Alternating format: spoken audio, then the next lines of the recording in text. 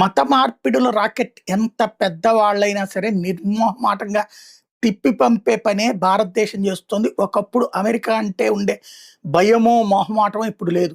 మొన్న ఈ మధ్యన చూసాం.